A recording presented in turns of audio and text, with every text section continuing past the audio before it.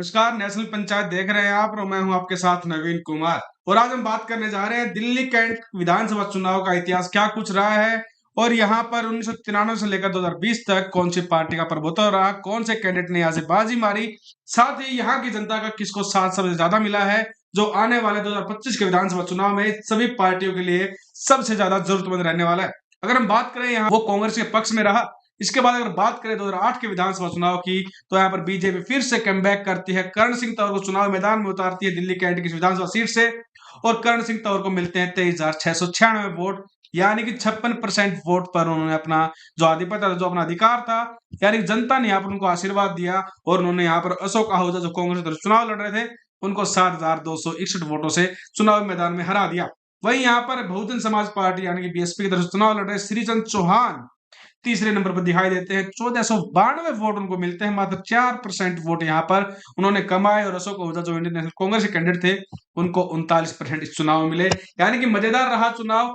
93 में बीजेपी, फिर कांग्रेस, फिर बीजेपी, इस तरह से चुनाव परिणाम यहाँ पर देखने को मिले। लेकिन 2013 के जब विधानसभा चुनाव आते हैं तो यहाँ पर सुरेंद्र सिंह को आम आदमी पार्टी अपना कैंडिडेट चुनती है। और कैंडिडेट क्या चुनती है, इन्होंने एक समझ लीजिए कि पहले ही चुनाव में आम आदमी पार्टी ने यहाँ पर जीत हासिल की। 26,124 वोट यहाँ पर सुरेंद्र सिंह ने कमाए। करण सिंह तंवर जो बीजेपी के कैंडिडेट जो पिछला चुनाव भी हारे थे, जो पिछला चुनाव भारतीय जनता पार्टी तरफ जीते थे, उन्होंने यहाँ पर अब की बार हार देखनी पड़ी उनको, करण सिंह तंवर को 355 वोट मात्र से। यानी कि आम आदमी पार्टी की एंट्री हम कह सकते हैं कि दिल्ली कैंट के विधानसभा चुनाव में हुई, लेकिन मात्र 355 वोटों से वो जीत पाए। यहाँ पर आम आदमी पार्टी को 40% वोट मिलते हैं। वही बीजेपी जो करण सिंह तंवर थे मैदान में, उनको 39% वोट शेयर मिलता है।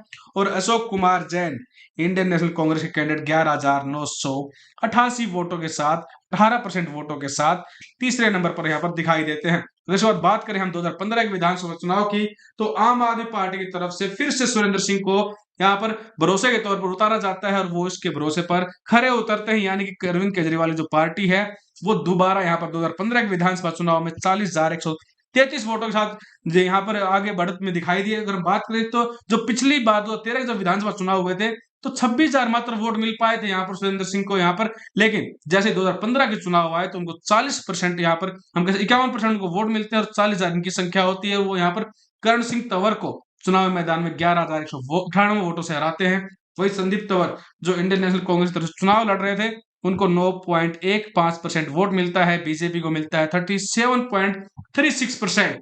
और उसके बाद हम बात कर लेते हैं 2020 के विधानसभा चुनाव की, जो 2025 से पहले का जो चुनाव हुआ, जो अंतिम चुनाव था, उसमें यहाँ पर आम आदमी पार्टी ने अपने कैंडिडेट का यहाँ पर जो चुनाव था वो चेंज किया और वीरेंद्र सिंह कादियान को यहाँ पर टिकट दिया।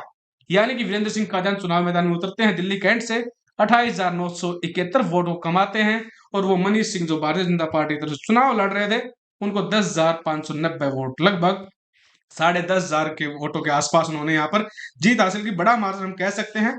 और इसका जो मार्जिन है इसमें दिखाई दे रहा है कि वोटिंग शेयर जो रहा 49.17% यहाँ पर वीरेंद्र सिंह कादियान यानी कि आम आदमी पार्टी के पक्ष में रहा। वही मनीष को यहाँ पर 31.19% मिले और कांग्रेस पार्टी की तरफ से संदीप सिंह तंवर जो चुनाव लड़ रहे थे उनको 7,954 वोट मिलते, यानी कि 10,000 तक वो नहीं पहुंच पाए और 13.50 पर उनका जो हिसाब किताब था वोटिंग शेयर का वो यहाँ पर निपट कर रह गया। वह अगर हम बात करें यहाँ पर तो जो दिल्ली कैंट विधानसभा है साउथ दिल्ली में पड़ती है। साथ ही साथ यहाँ पर जो 2020 के चुनाव हुए थे उसमें जो टोटल वोटिंग परसेंटेज रहा वो यहाँ पर 49.17% रहा था। और जो अब की बार सबसे बड़ी देखने वाली कमाल की बात है कि यहाँ पर आम आदमी पार्टी की तरफ से यहाँ पर जो यह कैंडिडेट यहाँ पर इनको घोषणा कर दी गई है वीरेंद्र सिंह कादियान की कि आम आदमी पार्टी की तरफ से वो चुनाव लड़ेंगे। वहीं यहाँ पर कांग्रेस पार्टी की तरफ से प्रदीप कुमार उपमन्यु को टिकट दिया गया है, यानी कि वो नए चेहरे इस विधानसभा सीट से। और जो पिछली बार यहाँ पर बीजेपी की तरफ से चुनाव लड़ रहे थे मनीष सिंह, उनके नाम पर अभी भी मोहर नहीं लगी बीजेपी की तरफ से कि वो चुनाव लड़ेंगे या नहीं। लेकिन आप जनता जनार्दन है, आप बताइए क्या लगता है। दिल्ली कैंट का इलाका बहुत खूबसूरत है, यहाँ पर हरियाली है, यहाँ पर आर्मी के जवानों को आप देख सकते हैं। तो इस इलाके में क्या लगता है अब की बार जनता किसको अपना आशीर्वाद देगी। साथ ही साथ अन्य विश्लेषण जितनी भी सीटों के हैं उसको आप देखने के लिए हमारे चैनल से जुड़े रहिए। धन्यवाद।